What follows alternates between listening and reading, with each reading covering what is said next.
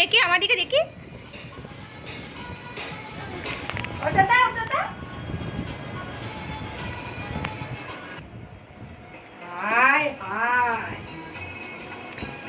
এ তো খুব বদমাশি তো জানে কিভাবে চাদরটাকে ছিঁড়তে হবে।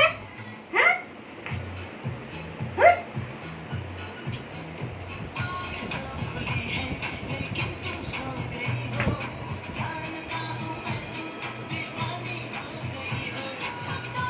দেখি